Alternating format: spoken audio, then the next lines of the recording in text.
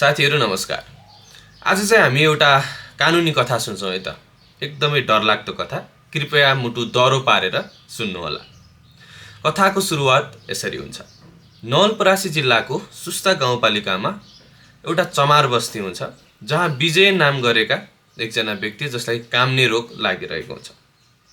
त्यो व्यक्तिलाई उपचार गर्नको लागि उसको परिवारले हरसम्भव प्रयास गर्छन्, तर सायद त्यो समयको अशिक्षा होस् अथवा अन्धविश्वास त्यसले एउटा नसोचेको घटना घटाउँछ।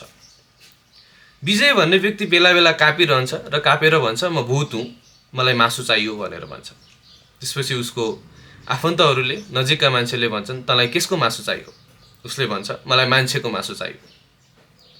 अनि त्यसपछि ती आफन्तले भन्छन् ल ठीक छ, त्यसो भए तँलाई मान्छेकै मासु दिउँला, तर त काम्न बन्द गर्नुपर्छ भनेर भन्छ। त्यसपछि उसले पनि काम्न छोड्छ। त्यसपछि त्यो मान्छेहरुमा विश्वास के हुन्छ भनेपछि अब यो मान्छेलाई चाहिँ मान्छेको बलि दिनुपर्छ भन्ने चाहिँ घर परिवारमा त्यो कुरा सल्लाह हुन्छ। त्यसपछि बिहान अन्दाजी 7:30 बजेको समयमा विजयको बुवा कोदार चमार, गंगा चमार लगायत उसका आफन्तहरूले एक किसिमको पूजा आजा गर्छ। त्यसको 10 मिनेट पछि कोदार चमार जो विजयको बाउ हुन्छ उसले एउटा सोनु भन्ने जीवन कोहार भन्ने बच्चा 10 वर्षको बच्चा हुन्छ त्यसलाई लिएर आउँछ। त्यसपछि घरमा पूजा पाठ गर्छन्। त्यसपछि तल खोला नजिकै लिएर जान्छन्। त्यहाँ लिएर गइसकेपछि विजय भन्नेको आमाले जो गंगा चौहार भन्ने मान्छे छ उले चाहिँ पूजा आजा अगरबत्ती बालेर आफ्नो छोरा विजयको टाउकोमा घुमाएर पूजा आजा गर्छ। त्यसरी त्यति धेरै मान्छे जम्मा भएर पूजा आजा गरेको देखिसकेपछि जुन ल्याएको 10 वर्षे बालक थियो त्यो डराउँछ, भाग्न खोज्छ।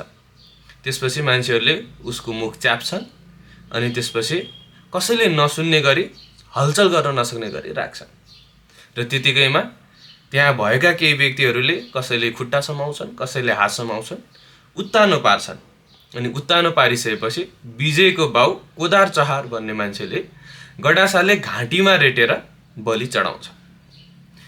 पछि पोस्टमार्टम रिपोर्टमा हेर्दाखेरिमा उसको घाँटीको 2टा नली मध्ये एउटा नली चटक्कै काटिएको हुन्छ, 4 इन्च भन्दा गहिरो घाउ लागेको हुन्छ। र यसरी उनीहरूले एउटा अन्धविश्वासको कारणले एउटा अबोध नाबालक बच्चा 10 वर्ष बच्चाको हत्या गर्छ। अनि नजिकै छिमेकीको घरमा खेलिरहेको बच्चा खोइ कता गयो भनेर सोध्दाखेरिमा जुन जीवन कोहार भन्ने 10 वर्षे नाबालक बच्चा छ उसको बाउआमाले खोज तलास गर्दाखेरिमा खोला नजिकैको दुर्गा मन्दिरको छेउमा लास भेटिन्छ। र त्यसरी लास भेटिसकेपछि उनीहरूले बिस्तारै पछि जानकारी पाएर जाहेरी दिन्छन्। जाहेरी परिसकेपछि प्रहरीले अभियोजन गर्छ। मुद्दा चल्दै जिल्ला उच्च हुँदै सर्वोच्चसम्म आइपुग्छ र सर्वोच्च अदालतले जुन विजयको बाउ थियो कोदार चहार भन्ने मान्छे त्यो व्यक्तिलाई जन्मकैदको सजाय दिन्छ र त्यो बालकको मान्छेको बलि दिन सहयोग गर्ने जो व्यक्तिहरू थियो उनीहरू सबैलाई जन्मकैदको सजाय हुन्छ। र जो व्यक्तिहरू त्यो बालकको बलि दिने ठाउँमा पुगेका थिएनन् तर पूजा गर्ने कार्यसम्म सहभागी भएका थिए त्यस्तो व्यक्तिहरूलाई 3 वर्ष कैदको सजाय हुन्छ। र साथीहरु यो कुनै काल्पनिक कथा होइन, यो हाम्रो नेपालकै नवलपरासी जिल्लाको कथा हो।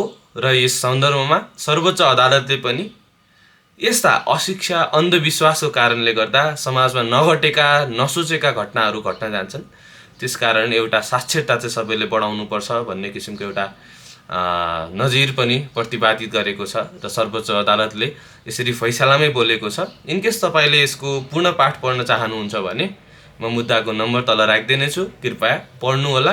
र यस्तै अनौठा कानुनी कथाहरू अझै पनि सुन्न मन छ भने कृपया कानुनको कुरालाई लाइक, फलो र सब्स्क्राइब गरिदिनु होला र आफ्नो साथीहरूसँग पनि शेयर गरिदिनु होला। धन्यवाद।